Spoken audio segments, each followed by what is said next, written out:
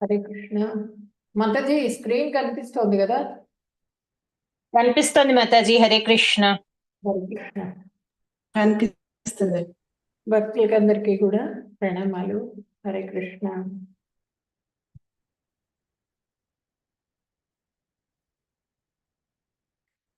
అందరికీ రాధా గోవింద ఆలయం తరఫున అందరికీ కూడా స్వాగతం సుస్వాగతం. మనము నిన్నటి అధ్యాయంలో ఏం చెప్పుకున్నాము?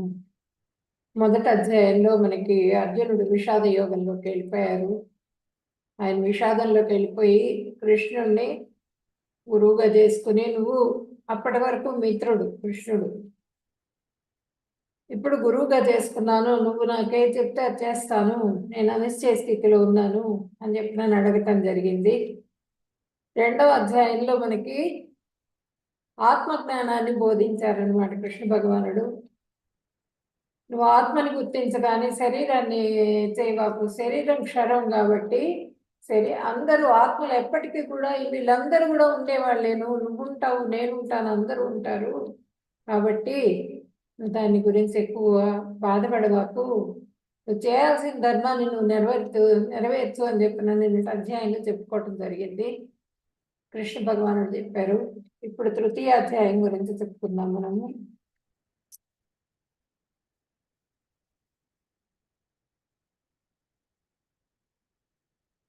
ఫస్ట్ మంగళాచరణం చేసుకుని తర్వాత తృతీయ అధ్యాయం స్టార్ట్ చేద్దాం. ఓం అజ్ఞానతిమిరాంధస్య జ్ఞానాంజనశలాకయా చక్షురున్మిలితం యేన తస్మై శ్రీ గురవే నమః. శ్రీచైతన్యమనోభీష్టం స్థాపితం యేన భూతలే స్వయం రూపః కదా మహ్యం దదాతి స్వపదాంతికం. వందేహం శ్రీగురో శ్రీయుతపదకమలం శ్రీగురున్ వైష్ణవాంశ్చ శ్రీరూపం సాగ్రజాతం సహగణ రఘునాథాన్వితం తం సజీవం సాద్వైతం సావధూతం పరిజన సహితం కృష్ణ చైతన్య దేవం శ్రీ రాధా కృష్ణ పాదాన్ సహగణ లలితా శ్రీ విశాఖాన్వితాంశ్చ హే కృష్ణ కరుణా సింధో దీనబంధో జగత్పతే గోపేశ గోపికా కాంత రాధా కాంత నమోస్తుతే. తప్త కాంచన గౌరాంగీ రాధే బృందావనేశ్వరీ వృషభానుసుతే దేవి ప్రణమామి హరిప్రియే. వాంఛాకల్పతరుభ్యశ్చ కృపా సింధుభ్య ఏవ చ పతితానాం పావనేభ్యో వైష్ణవేభ్యో నమో నమః. నమో ఓం విష్ణుపదాయ కృష్ణప్రేష్ఠాయ భూతలే శ్రీమతే భక్తివేదాంత స్వామిన్యితి నామినే. నమస్తే సరస్వతి దేవి గౌరవాణి ప్రచారిణే నిర్విశేష శూన్యవాది పాశ్చాత్య దేశతారిణే. జయ శ్రీ కృష్ణ చైతన్య ప్రభు నిత్యానంద శ్రీ అద్వైత గదాధరా శ్రీవాసాది గౌర భక్త బృంద. హరే కృష్ణ కృష్ణ కృష్ణ హరే హరే, హరే రామ రామ రామ హరే హరే. హరే కృష్ణ.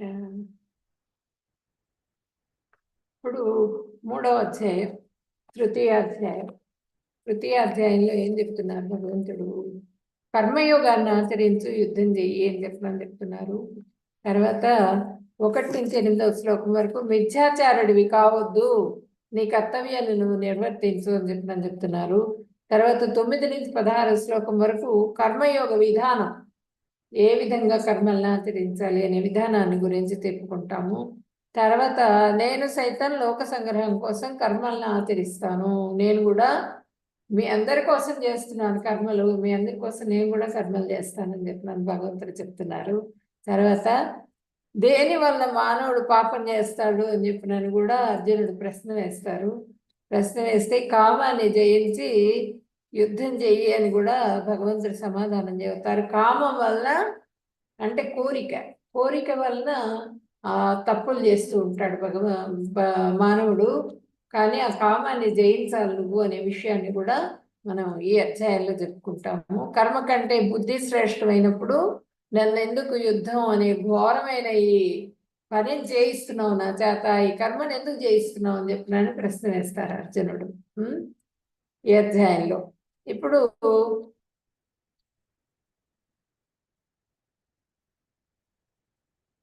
మనం 2వ అధ్యాయంలో ఆఖరి శ్లోకంలో ఏం చెప్పుకున్నాం మనము? 2వ అధ్యాయంలో ఏషా బ్రాహ్మీ స్థితి పార్థ నైనాం ప్రాప్య విముహ్యతి స్థిత్వా స్యామంతకాలేపి బ్రహ్మ నిర్వాణమృచ్యతి. ఓ పార్థ, ఇది ఆధ్యాత్మికమును దివ్యమును అయిన జీవితం యొక్క పద్ధతి. దీనిని పొందిన పిమ్మట మానవుడు కలతనందుడు మరణకాలమందైనను అతడు అట్లున్నచో భగవద్ రాజ్యమును ప్రవేశింపగలడు అని చెప్తున్నారు. మానవుడు కృష్ణ చైతన్యంలోకి రావాలి. ఆ కృష్ణ చైతన్యంలోకి వచ్చి ఆ జీవిత లక్ష్యం ఏంటి? మానవుడి జీవిత లక్ష్యం కృష్ణ భగవానుడిని సేవించటమే. ఆ జీవిత లక్ష్యాన్ని సాధించినప్పుడు మానవుడు తప్పకుండా నా ధామానికి చేరుకుంటాడు అని చెప్పినాను కూడా భగవంతుడు చెప్తున్నారు ఇక్కడ. అంటే ఆ జీవిత లక్ష్యాన్ని మనం చేరుకోవాలి, బ్రాహ్మీ స్థితిని చేరుకోవాలి. అదేంటంటే పరబ్రహ్మ స్థితి. పరబ్రహ్మ స్థితికి చేరుకున్నప్పుడు అప్పుడు భగవంతుడి కృప, ఫస్ట్ గురువుల కృప లభించాలి.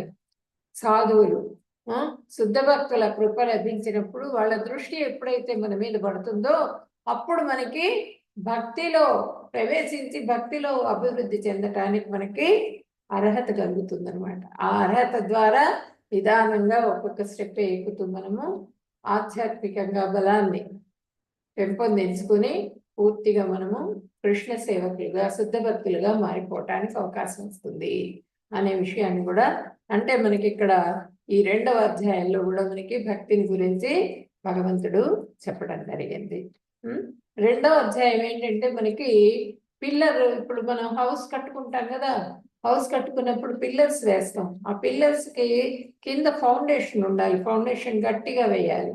చుట్టూ కూడా ఇల్లు కట్టేటప్పుడు గోడలకి వాటికి కూడా ఫౌండేషన్ వేస్తాం. అలా ఫౌండేషన్ ఏ విధంగా అయితే ఉంటుందో అలా ఫౌండేషన్ అన్నమాట ఈ 2వ అధ్యాయం. మొత్తం అన్ని విషయాల్ని కూడా టచ్ చేయటం జరిగింది నిన్నటి అధ్యాయంలో. ఇప్పుడు ఈ రోజు అధ్యాయం కర్మయోగం గురించి చెప్పుకుంటున్నాము. ఓం శ్రీ పరమాత్మనే నమః. తృతీయాధ్యాయః కర్మయోగః.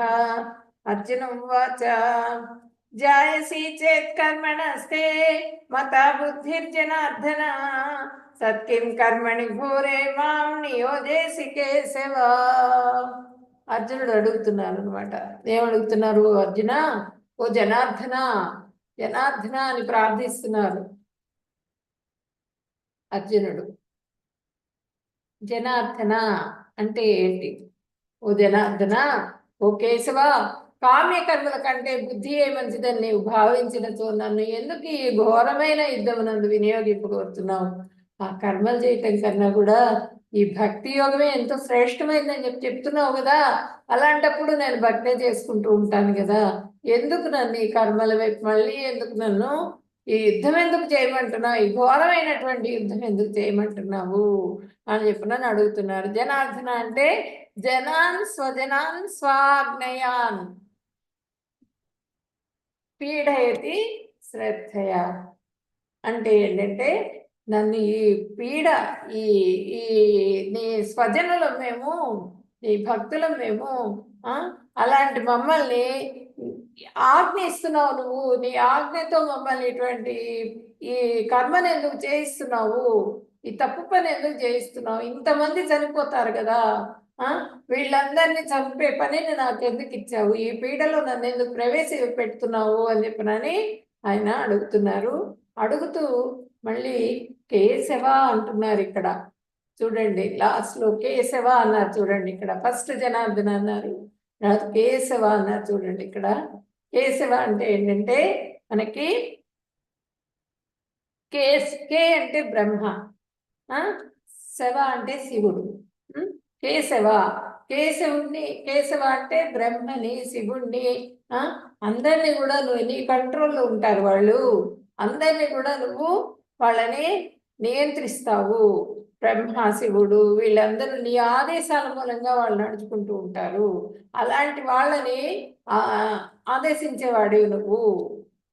నన్నెందుకు ఇటువంటి పనిలో నేను నియంత్రిస్తున్నావు? నీ ఆజ్ఞని నేను శిరసావహించాల్సిందే, కానీ నేను ఆ పని చేయలేకపోతున్నాను. నన్నెందుకు ఈ పనిలో పెడుతున్నావు అని చెప్పినని ఆయన అడుగుతున్నారు అనమాట. ఈ యుద్ధంలో నన్ను ఎందుకు వినియోగిస్తున్నావు అని చెప్పినని అడుగుతున్నారు.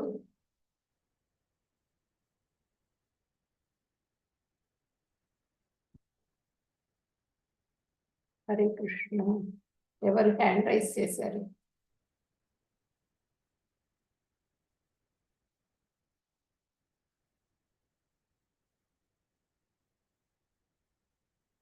హరే కృష్ణ. చెప్పండి, ఎవరు హ్యాండ్ రైజ్ చేశారు?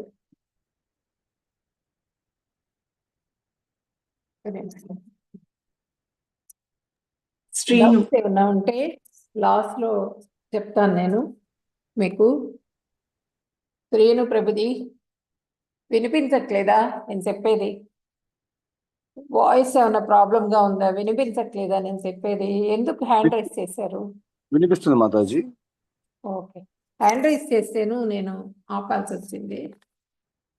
ఓకే, ఇప్పుడు నెక్స్ట్ శ్లోక చూద్దాం. నన్నెందుకు ఇటువంటి ఘోరమైనటువంటి యుద్ధం అనే కర్మలో నియంత్రించి నన్ను ఎంతమంది చనిపోతారు వాళ్ళందరినీ నేను సంహరించాలా? కేశవ, నీ ఆజ్ఞను నేను దాటలేను. నువ్వు ఇటువంటి ఆదేశం నాకు ఇస్తే నేను ఎట్లాగు, నేను ఏ నిర్ణయం తీసుకోవాలి, ఏం చేయాలి నేను అని చెప్పినని ఆయన మళ్ళీ అడుగుతున్నారు ఇక్కడ.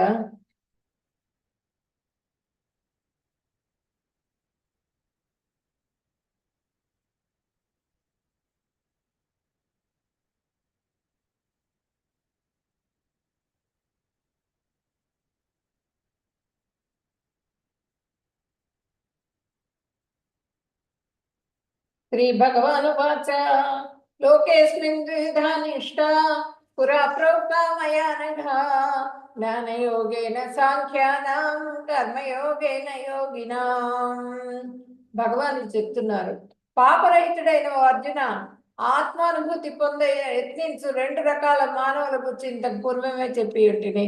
ధ్యాన నిష్ఠయంలో ఆసక్తి కలవారు జ్ఞాన మార్గమును, పనుల పట్ల ఆసక్తి కలవారు కర్మ మార్గమును దానిని అర్థం చేసుకుంటారు. ఆ ధ్యాన నిష్టలో ఎవరైతే ఉంటారో వాళ్ళు ధ్యాన మార్గాన్ని ఎంచుకుంటారు వీళ్ళు. తర్వాత ఇక్కడ బుద్ధుడిని చూపిస్తున్నారు చూడండి, ఈ ధ్యాన మార్గాన్ని ఎంచుకుంటారు. పనుల మీద ఆసక్తి ఉన్న వాళ్ళు కర్మ మార్గాన్ని ఎంచుకుంటారు. ఆ కర్మ చేస్తూనే భక్తిని చేస్తూ ఉంటారు, వాళ్ళు భక్తిని ఆచరిస్తూ ఉంటారు. ఈ 2 విధాలైనటువంటి మార్గాలు ఉన్నాయి. ఈ 2 మార్గాల ద్వారా కూడా వాళ్ళు భక్తిని చేస్తూ ఉంటారు. సాంఖ్యయోగం ఆత్మ సాక్షాత్కారం, జ్ఞానంతో కూడిన వైరాగ్యం అన్నమాట ఇది సాంఖ్యయోగం అంటే. తర్వాత బుద్ధియోగం. బుద్ధియోగం అంటే జ్ఞానంతో కూడిన కర్మ. బుద్ధియోగం అంటే ఇక్కడ దైవీ వర్ణాశ్రమాన్ని గురించి చెప్తున్నారు. భగవంతుడు నిర్ణయించినటువంటి ఈ వర్ణాశ్రమము బ్రాహ్మణులు, క్షత్రియులు, వైశ్యులు, శూద్రులు. బ్రాహ్మణులదేమో ఆ జ్ఞానంతో వాళ్ళు అందరికీ కూడా శాస్త్ర ధర్మాన్ని, సనాతన ధర్మం ఏంటి అన్నది వాళ్ళు తెలుసుకొని చదువుకొని అంతా కూడా వాళ్ళు బోధిస్తూ ఉంటారు. ఇది తప్పు, ఇది ఒప్పు, ఇది నేర్చుకోవాలి, ఈ పని చేయాలి, చేయకూడదు, ఇది చేస్తే మంచిది అన్నీ కూడా వాళ్ళు తెలియజేస్తూ ఉంటారు. పురోహితులు, పురానికి హితం చేసేవాళ్ళు అన్నమాట వీళ్ళు. బ్రాహ్మణులు చేసే కర్మ సాత్వికంగా ఉంటుంది వాళ్ళది గుణం కూడా. తర్వాత ఇక్కడ క్షత్రియులు ఏంటంటే కృషి ఇది శాంతి భద్రతల్ని కాపాడటం అన్నమాట క్షత్రియుల ధర్మం. ఇక్కడ వైశ్యులదేమో కృషి గోరక్షణ వ్యవసాయం ఇదంతా కూడా వైశ్యుల కర్మ. ఇక్కడేమో శూద్రులు ఏంటంటే వాళ్ళు ఈ ముగ్గురికి కూడా సహాయం చేస్తూ ఉంటారు. మొత్తం కూడా ఇది మనకి ఎప్పుడు సనాతన ధర్మం ఎప్పటి నుంచో వస్తున్నటువంటిది. ఇది మనకి గురువులు ఏం చేస్తారంటే వాళ్ళ యొక్క గుణాన్ని బట్టి వాళ్ళకి కర్మల్ని ఇస్తూ ఉంటారు. ఆ కర్మను తీసుకోవటం ద్వారా వాళ్ళకి ఇది వస్తుందన్నమాట. అంతేగాని మనకి వర్ణాలంటే మనం పెట్టుకున్న కులాలు కాదు. ఈ కర్మ అంటే ఎవరి కర్మని వాళ్ళు ఆచరిస్తూ ఉంటారు. ఆ కర్మను ఆచరిస్తూ వాళ్ళు ఆ జ్ఞానంతో వాళ్ళు భక్తిని చేస్తూ ఉంటారు. భక్తిగా ఉంటారు వాళ్ళు, శ్రద్ధగా భక్తిని ఆచరిస్తూ ఉంటారు అని చెప్పనని చెప్తున్నారు. కర్మేంద్రియాణి సంయమ్య యాస్తే మనసా స్మరన్ ఇంద్రియార్థాన్ విమూఢాత్మా మిథ్యాచార సౌచ్యతే. పైకి కర్మేంద్రియాలను అదుపులో ఉంచిన మనసులో మాత్రం ఇంద్రియ విషయములపైనే ఆలోచన చేస్తూ ఉండేవాడు, తమని తామే మోసం చేసుకునేవాడు. అలాంటి అవివేకిని కపటాచారి అంటారు. కపటాచారి, మిథ్యాచారి, ప్రిటెండర్ అనమాట. వీళ్ళు ఏంటంటే మేము వెళ్ళిపోతాము, సన్యాసం తీసుకుంటామని చెప్పనని పని చేయటానికి బద్ధకమయ్యి, భార్య బిడ్డల్ని పోషించుకోవడానికి బద్ధకమయ్యి, లేకపోతే ఈ సమాజంలో గౌరవాన్ని ఎక్కువగా పొందాలి అనేటువంటి కోరికతో వెళ్ళిపోతూ సన్యాసం తీసుకుంటూ ఉంటారు. సన్యాసం తీసుకుని జనాలకి మంచి బోధ చేస్తున్నట్టుగా పైకి కనిపిస్తూ ఉంటారు. కానీ వాళ్ళు వెనకాల చేసేవన్నీ కూడా వాళ్ళ ఇంద్రియాలని వాళ్ళు కంట్రోల్ చేసుకోలేరు. చూడండి, ఇక్కడ స్మోక్ చేస్తున్నాడు సన్యాసి. ఇలాంటి సన్యాసుల్ని చూస్తే ప్రభుపాదుల వారికి ఆయనకి చిన్నతనం నుంచి ఇలాంటి వాళ్ళని చూసేటప్పటికీ ఆ సన్యాసులు అంటేనే ఓ రకమైన విరక్తి కలిగింది. ఆయనకి ఇష్టం లేకుండా అయిపోయింది అనమాట చిన్న ఏజ్ లో. తర్వాత భక్తి సిద్ధాంత సరస్వతిని చూసిన తర్వాత ఇలా ఉంటారు అని చెప్పినని తెలిసిందనమాట. గురువులు అంటే ఇలా ఉండాలి అని తెలిసి ఆయన అప్పుడు గురువు గారి దగ్గర ఆయన శిష్యుడుగా చేరారు. ఆయన చెప్పినటువంటివన్నీ కూడా ఆచరించారు. గురువు గారిని అనుసరించారనమాట ప్రభుపాదుల వారు. ఇలాంటి సన్యాసులు, ప్రిటెండర్స్, వీళ్ళందరూ ఏంటంటే ఇలా సెల్ ఫోన్లో వాళ్ళ ఫ్యామిలీని వదిలిపెట్టలేరు, ఫ్రెండ్స్ని వదిలిపెట్టలేరు. ఫోన్లలో మాట్లాడుతూ వాళ్ళందరినీ కూడా భౌతిక విషయాలన్నింటి మీద కూడా ఆ ఇంద్రియ తృప్తిని వాళ్ళు తీర్చుకుంటూ ఉంటారు. అలాంటి వాళ్ళ గురించి మనము అంటే వాళ్ళని జనాల్లోకి వచ్చి మేమే దేవుళ్ళమని కూడా చెప్తూ ఉంటారు. వాళ్ళు కాళ్ళకి నమస్కారాలు చేయించుకుంటారు, పాద పూజలు చేయించుకుంటారు, అలా అన్ని చేస్తూ ఉంటారు. వాళ్ళ మూలంగా ఏంటంటే మన సమయం వృధా అవుతుంది. అందుకని భగవంతుడు చెప్తున్నారు అనమాట, ఇలాంటి వాళ్ళు ప్రిటెండర్స్ ఉంటారు, మీ కాలం వృధా అయితే మళ్ళీ వెనక్కి రాదు, కాబట్టి ఇలాంటి ప్రిటెండర్స్ గా మారిపోతారు. పైకి కర్మేంద్రియాలను అదుపులో ఉంచిన మనసులో మాత్రం ఇంద్రియ విషయాలపైనే ఆలోచన చేస్తూ ఉండేవాడు, తమని తామే మోసం చేసుకునేవాడు. అలాంటి అవివేకిని కపటాచారి అంటారు అని చెప్తున్నారు. నువ్వు అలాంటి కపటాచారి కావాకు, నువ్వు సన్యాసం తీసుకుంటాను, నేను వెళ్ళిపోతాను, వెళ్ళి ఏం చేస్తావు నువ్వు అని చెప్పినని ప్రశ్నకి, నేను వెళ్ళిపోతాను సన్యాసం భిక్షాటం చేసుకుంటానంటాడు అర్జునుడు. ఆ భిక్షాటం చేసుకుంటానంటే భిక్షాటం చేస్తూ ఉన్నా కూడా వాళ్ళకి క్షత్రియుడిగా ఉన్నటువంటి ఇది పోదనమాట. ఆ క్షత్రియ ధర్మం అనేది పోదు వాళ్ళకి, వాళ్ళ శరీరంలో ఉంటుంది అట్లా. కాబట్టి నువ్వు మళ్ళీ యుద్ధం చేయాలి, శాంతి భద్రతల్ని కాపాడాలి అనేటువంటి దృష్టి మళ్ళీ నీకు కలుగుతుంది. కాబట్టి నువ్వు ప్రిటెండర్గా మారవాకు అని చెప్పినని కూడా ఇక్కడ మనకి తెలియజేస్తున్నారు. ఎవరి ధర్మాన్ని వాళ్ళు నిర్వర్తించాలి. యస్తింద్రియాణి మనసా నియమ్యారభతే అర్జున కర్మేంద్రియై కర్మయోగం అసక్త సవిశిష్యతే. ఓ అర్జున, మరొక పక్క శ్రద్ధావంతులు మనస్సుతో కర్మేంద్రియములను అదుపు చేసి ఫలాపేక్ష లేకుండా పనిచేసే కర్మయోగులు నిజంగా ఎంతో శ్రేష్ఠులు. ఇది కర్మ వైరాగ్యం గురించి చెప్తున్నారు. కర్మయోగులు ఎంతో శ్రేష్టమైన వాళ్ళు అని చెప్తున్నారు మళ్ళీ ఇక్కడ. కర్మయోగులు శ్రేష్టమైన వాళ్ళు అంటే వాళ్ళు ఫలాపేక్ష లేదు వాళ్ళకి. భగవంతుడి సేవ చేస్తూ ఉంటారు. భగవంతుడి సేవకి వెళ్ళినప్పుడు ఇప్పుడు ఇస్కాన్ టెంపుల్స్ లో చూడండి, అందరూ వెళ్తారు. వెళ్ళి వాళ్ళకి బాగా శ్రేష్టం, వాళ్ళకి ఈ పని నేను బాగా చేయగలను, నిపుణుడిని అన్న వాళ్ళందరూ కూడా ఆ పనిలోకి వెళ్ళిపోతూ ఉంటారు. ఏది ఇంట్రెస్ట్ ఉంటే ఆ పనిలోకి వెళ్ళిపోతూ ఉంటారు.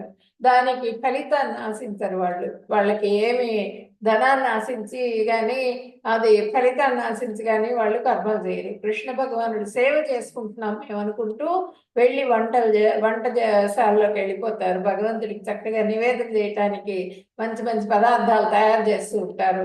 ఇలా క్లీనింగ్ చేస్తూ ఉంటారు. కొంతమంది అలంకారం చేస్తూ ఉంటారు భగవంతుడికి. ఈ విధంగా వాళ్ళు అన్ని సేవలు కూడా చేస్తూ ఉంటారు. భగవంతుడికి చేసే సేవలు అన్నింటి యందు కూడా ఫలితాన్ని ఆశించకుండా వాళ్ళు వైరాగ్యంతో చేస్తూ ఉంటారు. ఫలాపేక్ష లేకుండా పనిచేసే కర్మయోగులు నిజంగా ఎంతో శ్రేష్టమైన వాళ్ళు. నువ్వు ఫలాపేక్ష లేకుండా చెయ్యి అని చెప్తున్నారు అనమాట. ఇది జరుగుతుంది, అది జరుగుతుంది, నాకు పాపం వస్తుంది, ఇవన్నీ కూడా కాదు. నేను చెప్తున్నాను కాబట్టి నువ్వు చేయాల్సిన ధర్మాన్ని నువ్వు నిర్వర్తించు. నేతం కురు కర్మత్వం కర్మజ్యాయో హ్యకర్మణః శరీరయాత్రాపితే న ప్రసిద్ధేద కర్మణః. నీ కర్తవ్య కర్మ నీవు ఆచరించవలసిందే. ఎందుకంటే కర్మలు విడిచిపెట్టడం కంటే చేయడమే ఉత్తమమైనది. కర్మలు చేయకుండా మనిషి జీవనయాత్ర సాగించలేడు అని చెప్తున్నారు. అంటే ఏంటంటే నీ కర్తవ్యాన్ని నువ్వు చేయాల్సిందే. నీ కర్తవ్యం అది. శాంతి సంరక్షణలు అవన్నీ కూడా క్షత్రియుడి ధర్మం. అది నీ ధర్మాన్ని నువ్వు నిర్వర్తించాలి. ధర్మాన్ని ప్రతిష్టాపన చేయాలి నువ్వు. వాళ్ళ అధర్మపరులు, ఎదురుగుండా ఉన్న వాళ్ళందరూ కూడా అధర్మపరులు. భీష్ముడు కూడా చెప్పాడు కదా. భీష్ముడు కూడా నేను ఇక్కడ వీళ్ళ దగ్గర అంతా ఉండి, వీళ్ళ దగ్గర ఈ రాజ్యంలో ఉండి అంతా వీళ్ళ దీంట్లో ఉన్నాను కాబట్టి నేను యుద్ధం చేయాల్సిందే అని చెప్పినాను వచ్చాడు ఆయన. అంతేగాని ఇటువైపు ఈ పక్షానికి రాలే ఆయన. అక్కడే రాజు దగ్గరే ఉండి అక్కడే చేస్తున్నారు ఆయన. కాబట్టి ఆయన చేస్తున్నది కూడా కర్మ ఆయన చేయాల్సిన అయితే ఆయన విడిచిపెట్టలేను, అటువైపే ఉన్నాడు ఆయన. కాబట్టి కర్మలు చేయకుండా మనిషి జీవన యాత్ర సాగించలేడు. నీ కర్తవ్యం, నా కర్తవ్యం అనుకున్నాడు ఆయన. ఆ రాజు దగ్గర ఫస్ట్ నుంచి ఉన్నాను కాబట్టి నా కర్తవ్యాన్ని నేను నిర్వర్తించాలనుకున్నాడు. నీ కర్తవ్యం ఏంటి? నీ కర్తవ్యం ధర్మాన్ని ప్రతిష్టాపన చేయటం. కాబట్టి ఎదుర్కొంటా భీష్ముడు చాలా గొప్పవాడని అనుకోవాకు నువ్వు. భీష్ముడిని చంపకూడదు, ద్రోణుడిని చంపకూడదు. అక్కడ ఎదుటి పక్షంలో వాళ్ళ అధర్మ పరులకు కొమ్ము కాస్తున్నారు కాబట్టి వాళ్ళని సంహరించాల్సిందే. కర్తవ్య కర్మని నీవు ఆచరించాల్సిందే. ఎందుకంటే కర్మలు విడిచిపెట్టడం కంటే చేయడమే ఉత్తమమైనది. నీ కర్మలను చేయటమే ఉత్తమమైనది. కర్మలు చేయకుండా మనిషి జీవనయాత్ర సాగించలేడు. అది మనిషి జీవితం కూడా సాగించలేడు. ఈ దేహాన్ని పోషించుకోవాలంటే తెల్లవారు లేస్తే కర్మ చేయాల్సిందే. పిల్లల్ని పోషించాలి, భార్యను పోషించాలి, తల్లిదండ్రులను పోషించాలి, తన దేహాన్ని తనే కాపాడుకోవాలి. కాబట్టి దానికోసంగా కర్మలు చేయాల్సింది. కర్మలు వదిలిపెట్టి నేను వెళ్ళిపోతాను, సన్యాసం తీసుకో, అదంత తేలికైన విషయం కాదు సన్యాసం తీసుకోవటం అనేది అని చెప్పినని కూడా మనకి ఇక్కడ తెలియజేస్తున్నారు. యజ్ఞార్థాత్ కర్మణోన్యత్ర లోకోయం కర్మ బంధనః తదర్థం కర్మ కౌంతేయ ముక్త సంగ సమాచర. విష్ణు కొరకు యజ్ఞ రూపంలో చేసే కర్మం చేయాలి. లేనిచో ఆ పనులు ఈ జగత్తులో కర్మబంధాలలో కట్టివేస్తాయి. అందుకే ఓ కుంతిపుత్రుడా, నీకు నిర్దేశింపబడిన విధులను వాటి ఫలితాలపై ఆసక్తి లేకుండా విష్ణువు తృప్తి కోసం నిర్వర్తించు, నా కోసం చేయి నువ్వు అని చెప్తున్నారు. విష్ణువు తృప్తి కోసం చేయి నువ్వు. యజ్ఞ రూపంలో చేసే కర్మం చేయాలి నువ్వు. నువ్వు చేసే ప్రతి పని కూడా భగవంతుడి అంటే సెంటర్ చేసుకోవాలి. భగవంతుడిని సెంటర్ చేసుకుని నువ్వు చేసే కర్మని ఆయనకి అర్పించు. మొత్తం కూడా కర్మల ఫలితాన్ని ఆయనకు అర్పించు. ఫలితం ఆశించకుండా కర్మని చేయి. నిష్కామ కర్మయోగం గురించి చెప్తున్నారు ఇక్కడ. ఆ పనులు ఈ జగత్తులో కర్మబంధాలలో కట్టివేస్తాయి. కర్మల్ని చేస్తూ నా కోసం చేసుకుంటున్నాను అనుకుంటూ మన కోసం కర్మలు చేసుకుంటూ ఉంటే అవి ఈ జగత్తులో మనల్ని బంధింపజేస్తాయి. ఈ జన్మ మృత్యు జరా వ్యాధి వీటిలోనే తన్నుకుంటూ ఉంటాం. ఇక్కడే పుడుతూ ఉంటాం, ఇక్కడే జన్మలు తీసుకుంటూ ఉంటాం. కాబట్టి ఈ కర్మబంధం నుంచి మనల్ని తప్పించుకోవాలి అంటే ఓ కుంటిపుత్రుడా, నీకు నిర్దేశింపబడిన విధులను వాటి ఫలితాలపై ఆశించకుండా నీకు ఏదైతే నీ ధర్మం ఏదో దాన్ని నిర్వర్తించు. నీకు నువ్వు ఏ కర్మ చేయాలో ఆ కర్మం చెయ్యి, కానీ ఫలితం ఆశించు. ఆ ఫలితాన్ని భగవంతుడికి అర్పించు. భగవంతుడి తృప్తి కోసంగా చెయ్యి. నేను చెప్తున్నాను కాబట్టి నువ్వు చెయ్యాల్సిందే, చెయ్యి అని చెప్తున్నారు అనమాట. ఇక్కడ భగవంతుడి కోసంగా మనం ఏది చేసినా సరే కృష్ణార్పణం అనుకుంటూ చేయాలి. కృష్ణార్పణం అనుకుంటూ మనం ప్రతి పని చేసేటప్పుడు కూడా లోపల కృష్ణనామం చేసుకుంటూ ఉండాలి. కృష్ణార్పణం అనుకుంటూ ఉండాలి. ఎవరికైనా ఏదన్నా ఇస్తున్నా కూడా మనము వాళ్ళ దగ్గర నుంచి మనకి ఏది వస్తుంది అనేది మనం ఆశించకూడదు. ఆశించకుండా మనం ఏదన్నా ఇచ్చినా కూడా ఆశించినప్పుడు మళ్ళీ మనం కర్మబంధంలో కట్టి వేయబడతాం. కాబట్టి ఆశించకూడదు. ఎదుటి వ్యక్తి దగ్గర నుంచి ఆశించకుండా మన ధర్మం ఇది, మనం చేస్తున్నాం అనుకోవాలి, చేసేస్తూ ఉండాలి. అది చెప్తున్నారు.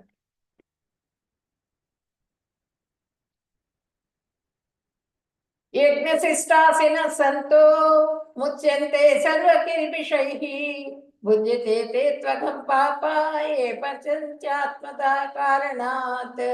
మొదట యజ్ఞంలో నివేదించిన ఆహారాన్ని భుజించే భగవంతుని భక్తులు అన్ని రకాల పాపాల నుండి విముక్తిని పొందుతారు. వ్యక్తిగత అవసరాల కోసం ఆహారాన్ని తయారు చేసే ఇతరులు నిజానికి పాపాన్ని మాత్రమే తింటారు. మొదట యజ్ఞంలో నివేదించిన ఆహారాన్ని భుజించే భగవంతుని భక్తులు అన్ని రకాల పాపాల నుంచి, అంటే ఇప్పుడు మనం ప్రతి పని చేస్తూ ఉంటాం. ఏ పని చేసినా కూడా ఆ పనిలో పాపభూయిష్టమై ఉంటుంది. ఆ పని ఎట్లాగూ మనం పొలంలో పంటలు పండిస్తూ ఉంటాం, దున్నుతూ ఉంటాం. చాలా జీవరాశులు చనిపోతాయి పొలం దున్నేటప్పుడు. మనం నడిచేటప్పుడు మన కాళ్ళ కింద చాలా చనిపోతాయి. ఆ మొక్కల మీద వచ్చే ఆ కీడ అదంతా కూడా వాటి సంహారానికి కూడా మనం ఈ మందులు వాడుతూ ఉంటాం. కొన్ని చనిపోతూ ఉంటాయి. మనం గాలి పీల్చినా వదిలినా కూడా కొన్ని జీవరాశులు మనకు కనిపించకుండానే మన లోపలికి వెళ్ళి చచ్చిపోతూ ఉంటాయి. ప్రతి విషయంలో కూడా, ప్రతి కర్మలో కూడా మనకి పాపం అనేది ఉన్నది. పాపపు ఇష్టమై ఉంటాయి ప్రతి కర్మలు కూడా. కానీ ఆ కర్మలన్నింటినీ కూడా ఫలితాలను ఆశించకుండా భగవంతుడి కోసం చేస్తూ భగవంతుడికి సమర్పించినప్పుడు, ఇప్పుడు ఆహార పదార్థాలు మనం అన్ని తీసుకొచ్చుకుంటాం. ఇంట్లోకి తీసుకొచ్చుకున్నప్పుడు ఆహారం ప్రిపేర్ చేస్తాం. ప్రిపేర్ చేసినప్పుడు భగవంతుడికి ఆఫర్ చేయాలి, నివేదన చేయాలి. నివేదన చేసి అది తీసుకున్నప్పుడు మనకి ఎటువంటి పాపం కూడా అంటకుండా ఉంటుంది అనమాట. ఆహారం ప్రిపేర్ చేయటం వరకు ఎన్నైతే పాపాలు జరిగినాయో వాటి ఫలితం మనకి రాకుండా ఉంటుంది. ఫలితాన్ని ఎప్పుడు కూడా భగవంతుడికి అర్పించేసి, నాకు అర్పించేసే దాన్ని నువ్వు అని చెప్పినని భగవంతుడు చెప్తున్నారు. యజ్ఞాల్లో నివేదించిన ఆహారాన్ని భుజించే భగవంతుని భక్తులు అన్ని రకాల యజ్ఞం అంటే ఏంటంటే జప యజ్ఞము, ఇవన్నీ కూడా చేస్తూ ఉండాలి. యజ్ఞం కోసంగా ఆహార పదార్థాలు తయారు చేసి యజ్ఞ రూపంలో భగవంతుడినే సమర్పిస్తూ ఉంటారనమాట. అటువంటి భక్తులకి ఎటువంటి పాపాలు కూడా అంటవు. వ్యక్తిగత అవసరాల కోసం ఆహారాన్ని, అంటే మనం ఆహారం దబదబా చేసేసుకుంటూ ఉంటారు, చేస్తూ కూడా నాకుతూ ఉంటారు, తింటూ ఉంటారు, టేస్టులు చూస్తూ ఉంటారు. ఇవన్నీ కూడా కరెక్ట్ కాదు పద్ధతి. అవన్నీ భగవంతుడి నామం చేసుకుంటూ, హరే కృష్ణ నామం చేసుకుంటూ వంట చేయాలి. ఆ పదార్థాలు తయారు చేసి భగవంతుడికి అర్పించిన తర్వాత మనం తీసుకుంటూ ఉంటే ఆరోగ్యప్రదము. మళ్ళీనేమో అది ఎంతో కూడా మంచిది. మనం కర్మల్లో నుంచి మనల్ని విముక్తులు చేస్తుంది అనమాట. అది చెప్తున్నారు ఇక్కడ. ఏ పని చేసినా సరే, ఇప్పుడు ప్రతి నెల మనం సంపాదిస్తాము. సంపాదనలో కొంత భాగాన్ని భగవంతుడి కోసం వెచ్చించాలి. కొంత భాగాన్ని ప్రతి నెల కూడా నేను ఇంత పర్సంటేజ్ నేను భగవంతుడికి ఇస్తున్నాను అని చెప్పి నన్ను భగవంతుడి పక్కకు పెట్టేసేయాలి. ఆ డబ్బుల్ని. ఇంత ధనాన్ని నేను అంటే భగవంతుడే మనకిచ్చారు ఇవంతా కూడా. ఆయన నేను ఇస్తున్నానని అనుకోకూడదు భగవంతుడికి.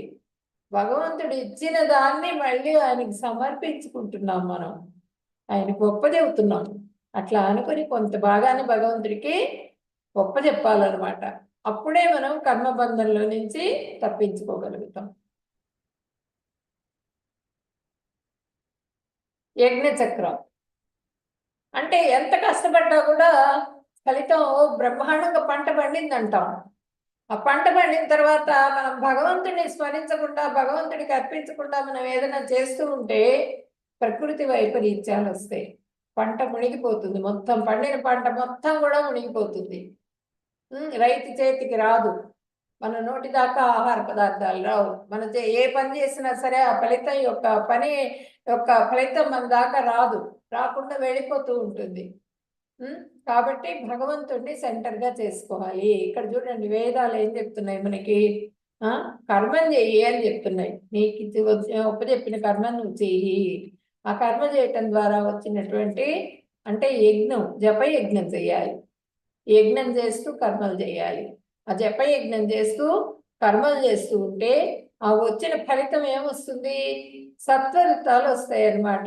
ఏ టైంలో వర్షం కురవాలో ఆ టైంలో వర్షం కురుస్తుంది. కురవటం ద్వారా ఆహార ధాన్యాలు బాగా పండుతాయి.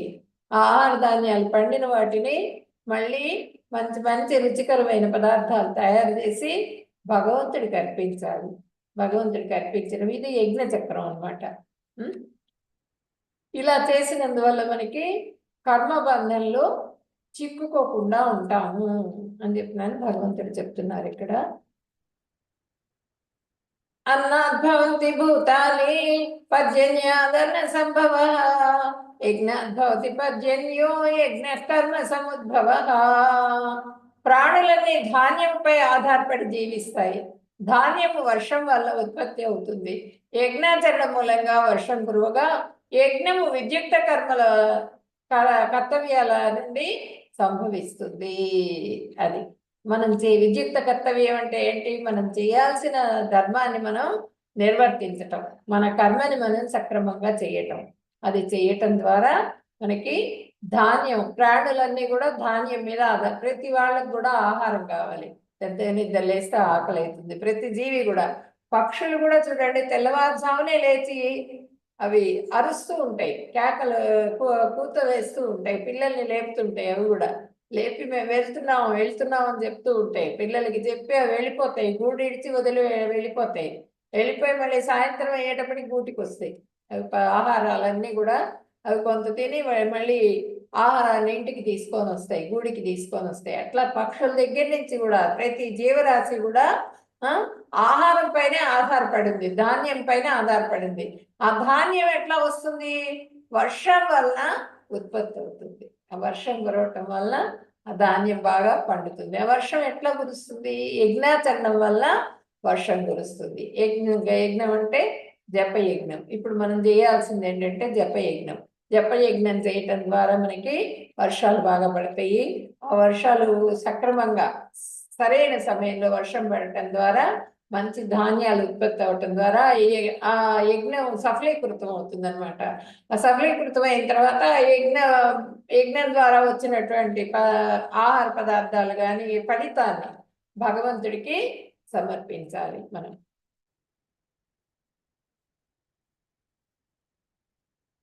యస్మాత్మరతిరేవ స్యాద్ ఆత్మతృప్తశ్చ మానవః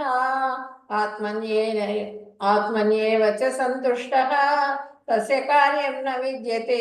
కానీ ఆత్మానుభూతితో కూడిన జీవితంతో ఆత్మలోనే ఆనందాన్ని పొందుతూ పరిపూర్ణ జ్ఞానంతో సంతృప్తి సంతోషం పొందేవాడికి చేయదలసిన కర్మలేవి ఉండవు. ఆత్మానుభూతి చెందినప్పుడు పూర్తిగా వాళ్ళు ఆ ఆత్మలోనే సంతృప్తిని పొందుతూ ఉంటారు. అష్టాంగ యోగం గురించి చెప్తున్నారు. ఇట్లాంటి యోగి కూడా, ఈ యోగి చేయాల్సిన కర్మలు ఏవి ఉండవు. ఎందుకు అంటే ఆయన శరీరాన్ని పోషించుకోవటం కోసంగా ఆయన ఏది లభిస్తే అది తినేస్తూ ఉంటారు. అక్కడ కందమూలాలు అవి ఇవి ఏవో తింటూ ఉంటారు వెళ్ళిన ప్రదేశంలో. దానికోసంగా మనలాగా ఆహార ధాన్యాలు కొనుక్కోవాలి, అవి కొనుక్కోవాలి, ప్రిపేర్ చేసుకోవాలి, వీటికి డబ్బులు కావాలి, వస్త్రాలు కావాలి. వాళ్ళు ఏవో ధరిస్తారు అక్కడ. ఏంటి చెట్ల ఆకులు అవన్నీ కూడా ఉంటాయి కదా, అవి కట్టుకుంటారు. అవి కట్టుకుని వాళ్ళకి ఎటువంటి ఇది ఉండదు అనమాట. ధనంతో సంబంధం ఉండదు వాళ్ళకి. పూర్తిగా భగవంతుడితోనే వాళ్ళు ఇదై ఉంటారు, పరమాత్మతోనే. కాబట్టి వాళ్ళకి ఎటువంటి అవసరం ఉండదు. పరిపూర్ణ జ్ఞానంతో సంతృప్తి చెంది ఉంటారనమాట వాళ్ళు. సంతోషం పొందేవాడికి చేయవలసిన కర్మలు ఏవి కూడా ఉండవు. అలా ఉన్న వాళ్ళకి ఆ ఇంద్రియాలన్నీ కూడా కంట్రోల్లో ఉంటాయి వాళ్ళకి. ఇప్పుడు మనం అష్టాంగ యోగం 6వ అధ్యాయం చెప్పుకుందాం, అప్పుడు చెప్పుకుందాం ఈ విషయాలని, ఇంకొంచెం ఎక్కువగా చెప్పుకుందాం. ఇలాంటి వాళ్ళకి, సంతోషం పొందేవాడికి చేయవలసిన కర్మలు ఇలాంటి వాళ్ళకి ఇంక అసలు కర్మలు చేయాల్సిన అవసరం ఉండదు. వాళ్ళు కర్మలు చేయకుండా వాళ్ళ వాళ్ళ దేహాన్ని వాళ్ళు అలా కూర్చొని ధ్యానంలోనే ఉంటారనమాట పూర్తిగా.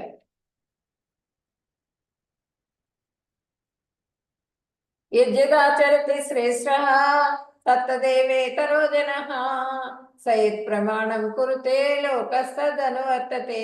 గొప్ప వ్యక్తి ఏ పని చేస్తే సామాన్య జనులు దానిని అనుసరిస్తారు. ఉత్తమ కర్మల ద్వారా అతను నెలకొల్పిన ప్రమాణాన్ని ప్రపంచం అంతా కూడా అనుసరిస్తుంది.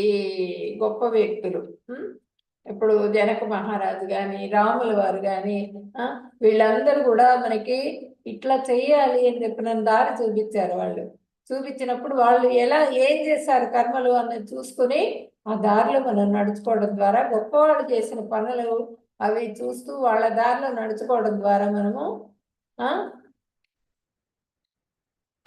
అంటే వాళ్ళ రాములు వారిలాగా ఉందాం మనము. మన ఆదర్శ దంపతులు అని చెప్పిన అంటారు కదా, అలా దాంపత్యం కూడా అలా ఉండాలి అని చెప్తూ ఉంటారు. రాములు వారిలాగా కొడుకు అంటే తండ్రి ఆనతిని పాటించాలి అని రాముల వారిని చూపిస్తూ ఉంటారు మనకి. వాళ్ళలాగా నడుచుకోవటం ద్వారా మనము ధర్మాన్ని ప్రతిష్టాపన చేయాలి, ధర్మంగా ఉండటం నేర్చుకోవాలి. యజ్జిత చరితి శ్రేష్ఠ. వాళ్ళు ఏంటంటే వాళ్ళు నాయకులు ఏ విధంగా అయితే ముఖ్యమైన వాళ్ళు ఉన్నారో వాళ్ళు అనుసరించే దారిలోనే మిగిలిన వాళ్ళందరూ కూడా వాళ్ళని అనుసరిస్తూ ఉంటారు. ఉత్తమ కర్మల ద్వారా అతను నెలకొల్పి ఉత్తమ కర్మలు చేయాలి నాయకుడు అయినవాడు. నాయకుడు అయ్యేవాడు గొప్పవాడుగా. వాళ్ళు ఏంటంటే ధర్మంగా ఉంటే మిగిలిన వాళ్ళందరూ కూడా, ప్రజలు కూడా అదే లైన్లో ఉంటారు. నాయకుడే అధర్మపరుడు అనుకోండి, అప్పుడు ప్రజలు కూడా పాడైపోతారు మొత్తం కూడా. అదే చెప్తున్నారు ఇక్కడ. నెలకొల్పిన ప్రమాణాన్నే ప్రపంచం అంతా కూడా అనుసరిస్తుంది. మొత్తం నాయకుడు ధర్మరాజు పరీక్షిత్ మహారాజు పుట్టినప్పుడు అడిగారట. అన్నీ చెప్తున్నారు ఆయన గురించి, చాలా గొప్పవాడు, మంచి చక్రవర్తి అవుతాడు అని చెప్పినని ఆయన గురించి లక్షణాలన్నీ చెప్తున్నప్పుడు ధర్మరాజు అడిగారట, ప్రజల్ని బాగా పరిపాలిస్తారా, ప్రజల్ని బాగా చూసుకుంటారా, ఈయన నా మనవడు అని చెప్పినని అడుగుతారు ఆయన. అప్పుడు అంటే ఒక రాజుకు ఉండాల్సిన లక్షణం ఏంటంటే ప్రజల్ని సుఖంగా ఉంచటం రాజు యొక్క లక్షణం. ఆ ప్రజల్ని సుఖంగా ఉంచుతాడు అని చెప్పే వరకు ఆయనకి మనశ్శాంతి కలగదు అనమాట ధర్మరాజుకి. అట్లా అడిగి తెలుసుకుంటారు. అంటే మంచి రాజు అంటే ఏంటంటే వాళ్ళ ధర్మాన్ని వాళ్ళు సక్రమంగా నిర్వర్తిస్తూ ప్రజలు కూడా వాళ్ళ అడుగుజాడల్లో నడుచుకుంటూ ఉంటారు. ఇక్కడ చూడండి, ఇప్పుడు మన నాయకులందరూ ఎట్లున్నారు, వినాయకుల్లాగా ఉన్నారు. ప్రతి చోట కూడా కరప్షన్, ప్రతి చోట కూడా లంచాలు, విపరీతంగా లంచాలు తీసుకుంటూ ఉంటారు. ఇక్కడ చూడండి, ప్లీజ్ డోంట్ స్మోక్ అంటున్నాడు. వాడేమో అన్ని బ్యాడ్ హ్యాబిట్స్ అన్నీ ఉంటాయి. అందరినేమో నువ్వేమో తాగబాకు, నువ్వేమో తినబాకు, వాడి వెంబడే ఉంటాడు సేవకుడు. వాడికి మళ్ళీ ఇస్తూ ఉంటారు, సిగరెట్లు ఇస్తుంటారు, మళ్ళీ మందు ఇస్తూ ఉంటారు, మందు బాటిల్స్ ఇస్తూ ఉంటారు. మేము చాలా దానం చేస్తున్నాం అనుకుంటారు నాయకులు. వాళ్ళకి అట్లా ఇస్తూ వాళ్ళ హెల్త్ పాడు కాకుండా ఎదుటి వాళ్ళ హెల్త్ కూడా పాడు చేస్తూ ఉంటారు వాళ్ళు. ఇట్లాంటి వాళ్ళు వినాయకులు. వీళ్ళని వీళ్ళని వీళ్ళ మీద వాళ్ళకి ఇది ఉంటుందా? ఇట్లాంటి నాయకుల మీద రెస్పెక్ట్ ఉంటుందా? ఉండదు కదా. అందుకనే we will do what you do. నువ్వు చెప్పు బాపు, నువ్వు చేసేది ఏదో పనులన్నీ చేస్తున్నావు, పెద్ద చెప్పడానికి వచ్చావు లేపు అంటారు ఫాలోవర్స్. అంటే నాయకుడే సక్రమంగా ఉండాలి. సహజమైన నాయకులు జాగ్రత్తగా వ్యవహరిస్తారు. తల్లిదండ్రులు మొదట నాయకులు ఎవరంటే తల్లిదండ్రులు. పిల్లల్ని సక్రమంగా పెంచాలి. ఒక తల్లి గర్భంలో పిల్లవాడు పడ్డప్పటి నుంచి కూడా ఆ తల్లి సరైన చక్కగా మంచి రామాయణము, భారతం, భాగవతము ఇవన్నీ చదువుకుంటూ భగవద్భక్తిలో ఉండాలి. ఇప్పుడు లీలావతి ఆమె ఎవరు, ఇక్కడ ప్రహ్లాదుడి తల్లి ఏం చేస్తుంది, అక్కడ నారదుడి ఆశ్రమంలో ఉన్నప్పుడు నారదుడు ఇవన్నీ కూడా విన్నాడు. అక్కడ ప్రహ్లాదుడు కడుపులో ఉండన్నీ చూశాడు. పిల్లలు వింటారు, లోపల నుంచి వింటారు. ఆ శాస్త్రాధ్యయనం అంతా విన్నాడు. తల్లికి ఆయన అనుకుంటారు, తల్లికి ఏమికి ఉపదేశిస్తుంటారు నారదుడు. అది వింటారు. ప్రహ్లాదుడు లోపల కూర్చొని విని ఆ నారాయణ మంత్రం జపం చేస్తారు కడుపులో నుంచి. కాబట్టి అదేంటంటే ఈ సహజమైన నాయకులు జాగ్రత్తగా తల్లిదండ్రులు తల్లి దగ్గర నుంచి, తల్లి కడుపులో బిడ్డ పడ్డప్పటి నుంచి కూడా తల్లి జాగ్రత్తగా వ్యవహరించాలి. పిల్లవాడు కానీ, ఆడపిల్ల కానీ, మగ పిల్లవాడు కానీ పిల్లల్ని జాగ్రత్తగా పెంచాలి. ఒక పద్ధతిలో పెంచాలి. వాళ్ళకి శాస్త్రాధ్యయనం చేయించాలి. మన ధర్మం ఇదిరా అని చెప్పినని వాళ్ళకి చెప్పాలి. మంచి ఏంటి చెడేంటి అనేది వాళ్ళకి తెలియజేయాలి తల్లిదండ్రులు. వాళ్ళే తప్పు పనులు చేస్తూ తప్పుదారిలో నడుచుకున్నారనుకోండి తల్లిదండ్రులు, వాళ్ళ మీద పిల్లలకి రెస్పెక్ట్ ఉంటుందా? ఉండదు. కాబట్టి తల్లిదండ్రులు మొదటి నాయకులు. వాళ్ళు చెప్పిన మాట వీళ్ళు కూడా వినాలి. పిల్లలు కూడా తల్లిదండ్రులు వీళ్ళ శ్రేయస్సు కోసమే చెప్తున్నారనే విషయం తెలుసుకుని వాళ్ళు చెప్పిన మాటను వీళ్ళు కూడా వినాలి. సహజమైన నాయకులు ఎవరంటే తల్లిదండ్రులు ఫస్ట్, తర్వాత ఉపాధ్యాయులు. అంటే ఇంట్లో కన్నా కూడా ఇప్పుడు పిల్లలు ఎక్కువగా బయటే ఎక్కువ ఉంటున్నారు, ఉపాధ్యాయుల దగ్గరే ఉంటున్నారు, స్కూల్స్లో ఉంటున్నారు, ట్యూషన్స్లో ఉంటున్నారు. ఆ ఉపాధ్యాయుడు సక్రమంగా లేకపోతే పిల్లవాడికి ఉపాధ్యాయుడి మీద శ్రద్ధ కలగదు, ఉపాధ్యాయుడి మీద వాడికి రెస్పెక్ట్ ఉండదు. కాబట్టి ఉపాధ్యాయులు సక్రమంగా ఉండాలి. దేశాధినేతలు కూడా సక్రమంగా ఉండి వాళ్ళు పద్ధతిగా ఉండకపోతే ఆ దేశాధినేత మీద కూడా వీళ్ళకి విరక్తి కలుగుతుంది, వాళ్ళకి ఇష్టం ఉండదు. దేశం మీద కూడా వాళ్ళకి పోతుంది, ఇంట్రెస్ట్ పోతుంది, మన దేశము అనే ఇది పోతుంది అనమాట.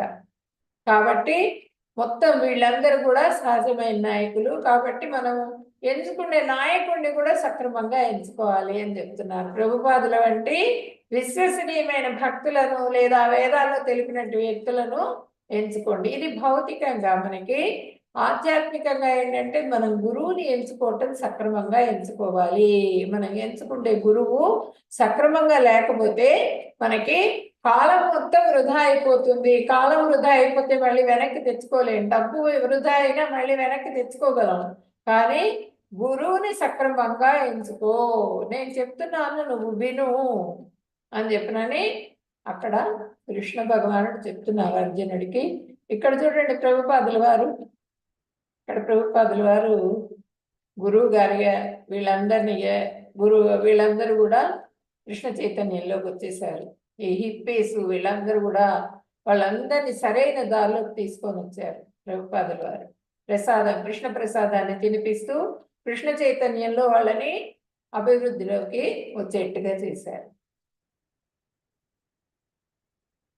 నమే పార్థాస్తి కర్తవ్యం త్రిషు లోకేషు కించన నానవాప్తం అవాప్తవ్యం వర్తయేవ చ కర్మణి. ఓ పార్థ, ముల్లోకాలలో నేను చేయవలసిన పని ఏమీ లేదు, నాకు లేనిది కానీ కావాల్సింది కానీ ఏమీ లేదు. అయినప్పటికీ విద్యుక్త కర్మలను నిత్యము నిర్వర్తిస్తూనే ఉన్నాను. ఎప్పటికీ కూడా ఎప్పుడు నేను చేయాల్సిన పని ఏం లేదు, అయినప్పటికీ కూడా నేను నా కర్మల్ని నేను నిర్వర్తిస్తూ ఉన్నాను, విద్యుక్త కర్మల్ని. ఇక్కడ చూడండి, ఆయన కుమారుడుగా వచ్చారు ఇక్కడ నందుడికి. ఆ చెప్పుల్ని మోసుకొని తీసుకెళ్లి తండ్రికి ఇస్తున్నారు. ఆయన దేవుడు భగవంతుడు అని తెలుసు ఆయనకి. అయినప్పటికీ కూడా ఈయన తండ్రిగా ఉన్నాడు కాబట్టి తండ్రికి తల్లిదండ్రులకి సేవ చేయాలి, పెద్దవాళ్ళకి సేవ చేయాలి, పెద్దవాళ్ళని గౌరవించాలి, వాళ్ళు చెప్పిన మాటను వినాలి. ఇవన్నీ కూడా మనకి భగవంతుడు చేసి చూపించారు. అవన్నీ నేను చేయాల్సిన అవసరం లేదు, అయినా కూడా నేను మీ అందరి కోసం చేస్తున్నా అని చెప్తున్నారు అనమాట. విద్యుక్త కర్మలను నిత్యము నిర్వర్తిస్తూనే ఉంటాను. ప్రకృతే క్రియమాణాని గుణై కర్మాణి సర్వసః అహంకార విమూఢాత్మా కర్తాః మితి మన్యతే.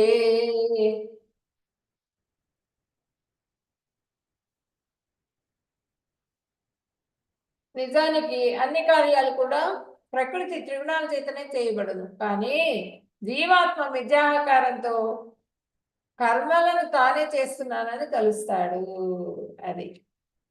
అదేంటంటే ఒక మోహం ఈ కర్మ ఒక ఇది మేఘంలాగా కమ్మేస్తుంది. దాని మూలంగా ఆత్మ ఎప్పుడు కూడా స్వచ్ఛంగా ఉంటుంది. కానీ దాని మీద మేఘం కమ్మటం మూలంగా అదేంటంటే నిత్యాహంకారంలో నేనే చేస్తున్నాను అనుకుంటుంది ఆత్మ. ఈ కర్మలన్నీ నేనే చేస్తున్నాను అనుకుంటుంది అని చెప్తున్నారు. ప్రకృతి త్రిగుణాల చేతనే చేయబడును. కానీ నిజానికి అన్ని కార్యాలు కూడా ప్రకృతి ద్వారా త్రిగుణాలు ఏర్పడతాయి.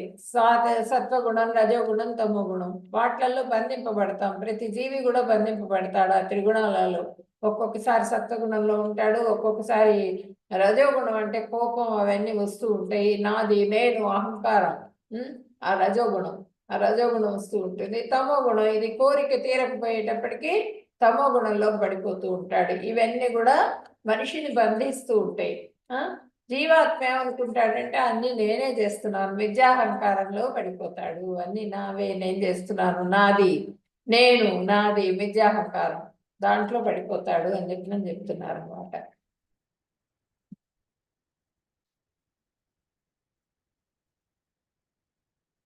ఐఎమ్ ఆల్వేస్ రైట్ అంటున్నాడు తండ్రి. డోంట్ టీచ్ మీ అంటున్నాడు కొడుకు. రాంగ్ యాటిట్యూడ్ ఇది. నేను కరెక్ట్ చేస్తున్నాను అని చెప్పినానే తను అధికారంగా చెప్పటం. తప్పులు ఆచరిస్తూ ఉంటాడు తండ్రి కూడా. తప్పులు ఆచరిస్తూ నేను చేస్తే తప్పు లేదు, నువ్వు చేయవా పని అని చెప్పినాను అంటుంటారు. అది తప్పు. నువ్వు సక్రమంగా ఉండు, ఫస్ట్ నువ్వు ఉండి తర్వాత వాడికి చెప్పు, అప్పుడు వాడు వింటాడు. డోంట్ టీచ్ మీ అంటున్నాడు వాడు, పిల్లవాడు. అది కూడా తప్పే. తండ్రిని ఆ విధంగా మాట్లాడొచ్చా? మాట్లాడకూడదు. రాంగ్ యాటిట్యూడ్ అనమాట అది. అహంకారంతో వీడిలో అహంకారం ఉంది. ఈ అహంకారమే పిల్లవాడు కూడా చూపిస్తున్నాడు. అదేంటంటే వాడు అది నేర్చుకుంటున్నాడు. ఆ పిల్లవాడు తండ్రి దగ్గర ఏం నేర్చుకుంటున్నాడు?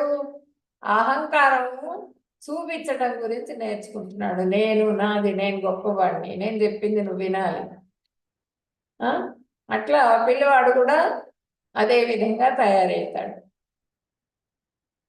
అర్జున ఉవాచ అధకేన ప్రయుక్తోయం పాపం చరతి పురుష అనిచ్చన్నపి వార్ష్ణేయ బలాదివ నియోజిత. అర్జునుడు పలికెను, ఓ వృష్ణివంశీయుడా, ఇష్టం లేకపోయినా మానవుడు దేని బలవంతం వల్ల పాపాలు చేస్తూ ఉంటాం. అది ఇష్టం ఉండదు మనకి. ఆ పాపం వస్తుంది అని తెలిసినా కూడా పాపం చేస్తూ ఉంటాం. ఎందుకు చేస్తాము పాపము అని చెప్పినని అర్జునుడు అడుగుతున్నారు అనమాట. పాపంలో ఇగ్నోరెన్స్, ఫాల్స్ ప్రెస్టేజ్, వీటన్నిటి మూలంగా పాపాలు చేస్తూ ఉంటాం మనం. వీటన్నిటి మూలంగా పాపాలు చేసి పూర్తిగా బంధింపబడుతూ ఉంటాం అన్నమాట. ఆ చక్రంలో బంధింపబడి, కర్మ చక్రంలో బంధింపబడి ఇక్కడే జన్మలు తీసుకుంటూ ఇక్కడే ఉంటాం. అటాచ్మెంట్స్ ఎక్కువగా పెట్టుకుంటాం. నా పిల్లవాడి కోసం ఇప్పుడు ధృతరాష్ట్రుడు అంతే కదా. తప్పనానికి తెలియదా? తెలుసు. అందరూ చెప్తున్నారు, విదురుడు చెప్తున్నాడు, వ్యాసుడు చెప్తున్నారు, అందరూ చెప్పారు, చేసే తప్పురా నాయనా, వాళ్ళకి 5 ఊళ్ళైనా ఇచ్చేసేయి అని చెప్పారు వచ్చి. కానీ విన్నాడా? పుత్ర వ్యామోహం ఆ సింహాసనం మీద వ్యామోహం ఆయనకి. దాని మూలంగా తప్పు పనులు చేశాడు, చేయించాడు. భీష్ముల వారిని, ద్రోణుల్ని అందరినీ కూడా ఆ యుద్ధంలో నియోగించి అంతమంది సైన్యం చనిపోయేందుకు కారణం ఎవరు అంటే ధృతరాష్ట్రుడే. ధృతరాష్ట్రుడి కోరిక, పుత్ర వ్యామోహం. తప్పు చేస్తున్నట్టు తెలిసినా కూడా తనకి విజయం లభించాలి, అధర్మం అని తెలిసి కూడా ఆ అధర్మం వైపే కుప్ప కాశాడు. అది ఎందుకు అంటే కోరిక మూలంగా ఆ విధంగా జరుగుతుంది. ఎందుకు తప్పు చేస్తున్నాడు అని చెప్పినని అడుగుతున్నారు అర్జునుడు. దేనికి బలవంతం వల్ల పాపాలు చేస్తున్నాడు. భగవంతుడు చెప్తున్నారు, కామయేష క్రోధేష రజోగుణ సముద్భవ మహాశనో మహాపాత్మా విద్యేనమిహ వైరిణం. భగవానుడు చెప్తున్నారు. ఏం చెప్తున్నారు? అర్జున, అది కేవలం కామమే, కోరికే. అది ఆ కోరిక మూలంగా, రజోగుణం మూలంగా వస్తుంది ఆ కోరిక. ఆ కోరిక మూలంగా, ఆ కోరిక తీరకపోయేటప్పటికి క్రోధం వస్తుంది, కోపం వస్తుంది. ఆ కామం తీరకపోయేటప్పటికి క్రోధం వస్తుంది. ఆ క్రోధం పరిణమించేటప్పటికి ఇదే ప్రపంచాన్ని కబలించే పాపమయ శత్రువు. ప్రపంచం మొత్తం కూడా ఎందుకు యుద్ధాలు, ఎందుకు ఈ విధంగా తయారవుతున్నారు అంటే ఈ కామ మూలంగానే తయారవుతున్నారు, కోరిక మూలంగానే తయారవుతున్నారు. అహంకారం, నేను గొప్పవాడిని, నేను ప్రపంచాధినేతను కావాలి, అందరు నా మాట వినాలనుకుంటాడు. ఆ కోరిక మూలంగా తప్పులు చేస్తున్నాడు. ధూమేనావ్రేతే వహ్నిః యదాదర్శో మలేన చ యదోల్బేనావృతో గర్భః తథా తేనేదమావృతం. పొగ చేత అగ్ని, మురికి చేత అద్దము, మావి చేత గర్భంలోని శిశువు కప్పివేసినట్లు జీవుడి ఆత్మజ్ఞానాన్ని కామం అనే కోరిక ఆవరించి ఉంటుంది. అది ఆ కోరిక అనేది ఆవరిస్తుంది అనమాట జీవాత్మని ఆవరించినప్పుడు. ఇప్పుడు ఎట్లా ఈ అద్దం మీద దుమ్ము పడుతుంది. దుమ్ము పడినప్పుడు అద్దంలో మన ప్రతిబింబాన్ని చూసుకోలేం కదా. అది శుభ్రం చేయాలి. శుభ్రం చేస్తే చూసుకోగలం. పొగ చేత ఇది అగ్ని. పొగ చేత అగ్ని అంటే అగ్ని లోపల ఉంటుంది, కానీ పొగ మూలంగా దాని అగ్ని లోపల ఉన్నట్లుగా మనకి కనిపించదు అనమాట. అక్కడ పొగ వస్తున్నదిరా, పొగ వస్తుందంటే అగ్ని ఉన్నట్లే అని చెప్తాం మనం కదా. అది పొగ చేత అగ్ని కప్పబడి ఉంటుంది. అట్లాగే మావి చేత శిశువు కూడా తల్లి గర్భంలో కప్పబడి ఉంటుంది అనమాట. అట్లా ఆ విధంగా మురికి చేత అద్దము, మావి చేత గర్భంలోని శిశువు కప్పివేసినట్టు జీవుడి ఆత్మ జ్ఞానాన్ని ఈ కామం అనే కోరిక ఆవరించి ఉంటుంది. అన్ని నేనే చేస్తున్నానని అనుకుంటాడు కదా జీవుడు. అంతా నేనే చేస్తున్నాను అనుకుంటూ ఉంటాడు విద్యాహంకారం మూలంగా. అది ఆ జీవుడి జీవాత్మ జ్ఞానాన్ని ఆ కోరిక ఉంటుంది కదా, ఆ కోరికలు కప్పివేస్తాయి అన్నమాట. ఇంద్రియాణి మనో బుద్ధిరస్యాధిష్టానముచ్యతే తైర్విమోహాయత్యేషా జ్ఞానమావృత్య దేహినం. ఈ కామాన్ని ఇంద్రియాలు, మనస్సు, బుద్ధి, ఆశ్రయాలని చెబుతారు. అది వీటి ద్వారా జ్ఞానాన్ని ఆవరించి దేహదారులకు మోహం కలుగజేస్తుంది. దేహదారులందరికీ కూడా మోహాన్ని కలుగజేస్తుంది. ఇంద్రియాలు, మనస్సు, బుద్ధి, ఆశ్రయాలు కామానికి. దాని మూలంగా ఆ జ్ఞానం అనేది నశించిపోతుంది. మన ఆత్మ దేహం కాదు, మన ఆత్మస్వరూపం అనేది వాళ్ళు మర్చిపోతారు. ఈ దేహం కోసంగా ఇంద్రియాలు ఏ పని చెప్తే అది చేస్తూ ఉంటారు. ఇంద్రియాలు ప్రకోపిస్తుంటాయి, పావుల్లాగా బుస కొడుతూ ఉంటాయి. వాటి కోరికలన్నీ తీర్చే ప్రయత్నం చేస్తూ మోహంలో పడిపోతూ ఉంటారు. తస్మాత్త్వమింద్రియాణ్యాదౌ నియమ్య భరతర్షభ పాప్మానం ప్రజహిహ్యేనం జ్ఞాన విజ్ఞాన నాశనం. ఓ భరతవంశ శ్రేష్ఠుడా, అర్జున, అందువల్ల మొట్టమొదట ఇంద్రియాలని చెప్పు చేతుల్లో ఉంచుకొని జ్ఞాన విజ్ఞానాలతో నాశనం చేసి కామం అనే పాపిని పారద్రోలు. ఫస్ట్ ఇంద్రియాలను నిగ్రహించుకో, పంచ జ్ఞానేంద్రియాలు పంచ కర్మేంద్రియాలు వీటినన్నింటినీ కూడా భగవంతుడి సేవలో నియోగించు నువ్వు. పూర్తిగా భగవంతుడి దీనిక నియోగించడం, వాటిని కంట్రోల్ చేయగలుగుతాం. ఇంద్రియాధిపతి ఎవరంటే కృష్ణ భగవానుడు. ఆయన సేవ చేయటం ద్వారా మన ఇంద్రియాలన్నీ కూడా కంట్రోల్ చేయబడతాయి. ఎలా నాలిక రుచి, దబదబా తినేద్దాం అనుకోం, భగవంతుడికి నివేదన చేద్దాం అనుకుంటాం. ముక్కు వాసన, ఫ్లవర్స్ కనిపించగానే టకామని ముక్కు దగ్గర పెట్టుకోం, వాసన చూడకూడదు. భగవంతుడికి సమర్పించేటప్పుడు వాసన చూడకూడదు, భగవంతుడికి సమర్పించిన తర్వాత వాసన చూస్తాం దాన్ని. అట్లా ప్రతిదీ కూడా చెవు, భగవంతుడి నామం విందామా, భాగవతం విందామా అని చెప్పి చెవు ఎదురు చూస్తూ ఉండాలి. సంకీర్తన వినడం కోసంగా చెవులు. అట్లా ప్రతి ఇంద్రియం కూడా భగవంతుడి కోసం వినియోగించాలి. ఆ వినియోగించడం ద్వారా మనకి మొత్తం కూడా ఇంద్రియాలన్నీ కంట్రోల్లోకి వచ్చేస్తాయి. అనవసరమైన పనుల కోసంగా ఇంద్రియాలు వినియోగింపబడవు.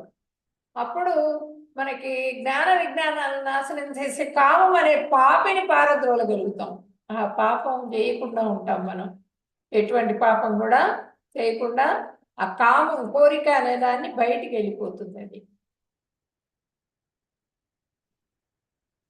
అది ఎట్లా, ఇప్పుడు ఇంద్రియాలు మొత్తం గుర్రాలతో పోలుస్తారు. అందుకే గుర్రాల కళ్ళకు గంతలు కడతారు. ఎందుకంటే ఎటు పడితే అటు పరిగెత్తుతూ ఉంటాయి అవి. అందుకైతే గంతలు కట్టి ఒకే దారిలో పో అంటారు. అదేవిధంగా ఇక్కడ చూడండి, ఈ ఇంద్రియాలకి దీనిగా ఈ గుర్రాలని పోలుస్తున్నారు. వీటి కళ్ళెం ఏదంటే మనసు. ఈ కళ్యాలు ఇది మనసు. దీన్ని బుద్ధి కంట్రోల్ చేయాలి. మనసును బుద్ధి కంట్రోల్ చేయాలి. కంట్రోల్ చేసినప్పుడు ఆత్మ ఆనందాన్ని పొందుతుంది. లేకపోతే కంట్రోల్ చేయకపోతే మన ఆత్మ ఏమవుతుంది, మన దేహం క్షరమైపోతుంది. ఈ దేహం కోసంగా ఇంద్రియ తృప్తిలో పడతాము, కోరికల్లో పడతాము. అప్పుడు ఆత్మ ఏమవుతుంది, వేరే దేహంలోకి ప్రవేశించేటప్పుడు మనకి స్టెప్ పైకి పడదు, డౌన్కి పడిపోతుంది అనమాట. మనకి ఆధ్యాత్మిక జ్ఞానంతో మనము ముందుకు వెళ్ళి భగవద్ధామానికి చేరుకోవాలి. అది చేరుకోలేము మనం, భగవంతుడిని గుర్తించలేము. గుర్తించలేకుండా ఈ ఇంద్రియ తృప్తితోనే ఇక్కడే మళ్ళీ జన్మం తీసుకుంటూ ఉంటాం. ఏదో ఒక రకంగా ఏదో ఒక జన్మం తీసుకుంటూ ఉంటాం. ఏవం బుద్ధే పురం బుద్ధ్వా సంస్తభ్యాత్మానమాత్మన దేశత్రం మహాబాహో కామరూపం దురాసదం. మహాబాహులు కలవాడా, ఇలా బుద్ధి కంటే ఆత్మ గొప్పదని గుర్తించి బుద్ధితోనే మనస్సు నిలకడ చేసుకుని కామరూపంలో ఉన్న బలీయమైన శత్రువుని సంహరించు. కామరూపంలో ఉన్నటువంటి శత్రువుని సంహరించు అని చెప్తున్నారు అనమాట. బుద్ధి కంటే ఆత్మ గొప్పదని చెప్పి తెలుసుకున్నావు కదా. ఇప్పుడు నువ్వు బుద్ధితోనే మనస్సు నిలకడ చేసుకో, ఇంద్రియాలను కంట్రోల్ చేసుకొని నువ్వు ఆ బలీయమైన శత్రువుని సంహరించు. కామరూపంలో ఉన్నటువంటి ఆ శత్రువు అనమాట మనకి కామం. ఆ శత్రువుని సంహరించు అని చెప్తున్నారు.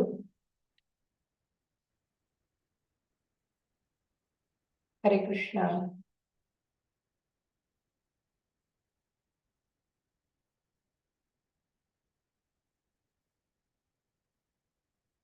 హరే కృష్ణ.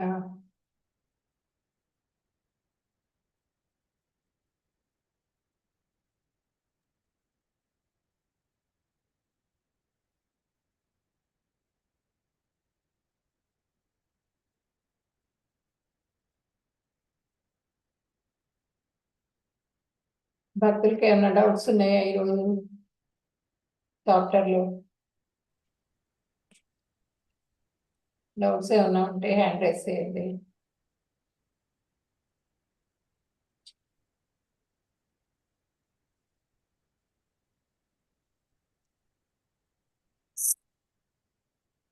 రవికుమార్ ప్రభుజీ, డౌట్స్ ఏమైనా ఉన్నాయా ఈరోజు?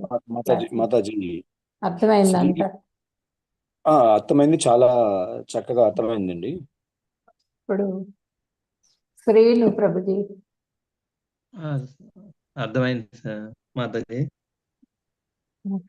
ధన్యవాదాలు మాతాజీ. ఇక్కడ వృష్ణి వంశీయుడు అని సంబోధించారు కదండి కృష్ణుడి గురించి.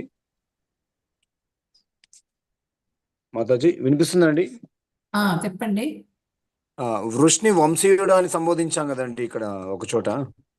వృష్ణి వంశీయుడా? ఆ, ఆ. వృష్ణి వంశం ఆయన కృష్ణ భగవానుడు. Okay, okay. కృష్ణ భగవానుడి గురించి సంబోధించారు అక్కడ. ఇక్కడ వృష్ణి అంటే పర్టికులర్ మీనింగ్ ఏమైనా ఉందండి? వృష్ణి అంటే ఆయన జన్మలు 3 జన్మల్లో తీసుకుంటారు ఆయన. అది వృష్ణి వంశంలోకి వస్తారు ఒక జన్మ. ఇప్పుడు ఈయన వామనుడిగా ఒకసారి పుడతారు. ఉమ్. అట్లా వృష్ణి వంశంలో వస్తారనమాట కృష్ణ భగవానుడు. ఓకే, వృష్ణి ఓకే వంశీయుడా అని చెప్పినాను అక్కడ సంబోధించడం జరుగుతుంది అందుకని. ఓకే మాతాజీ. హరే కృష్ణ. ఇంకా డెప్త్ గా చెప్పాలంటే టైం లేదు ప్రభుజీ, చాలా టైం అది శ్లోకాస్ చెప్పడానికే అయిపోతుంది. Okay Mataji, okay, thank you. మీకు సెకండ్ లెవెల్లో అంతా క్లియర్ గా చెప్తారు, టైం లేదు ఇప్పుడు చెప్పడానికి. నెక్స్ట్ ఈ రోజు Okay. అధ్యాయంలో ఈ శ్లోకాస్ లో ఏదన్నా మీకు డౌట్ ఉంటే అడగండి. ఎవరికి డౌట్స్ లేకపోతే ఎండ్ చేసిద్దాం క్లాస్. మిగిలిన వాళ్ళందరూ హడావుడిగా వెళ్ళిపోతూ ఉంటారు కదా, 7 కల్లా కంప్లీట్ చేసేయండి క్లాస్ అని చెప్తున్నారు నాకు. ఈరోజు కూడా 7 minutes 8 minutes ఎక్కువైపోయింది. ఓకే మాతాజీ, జై శ్రీకృష్ణ. హరే కృష్ణ. ఇంకెవరికైనా డౌట్స్ ఉన్నాయా?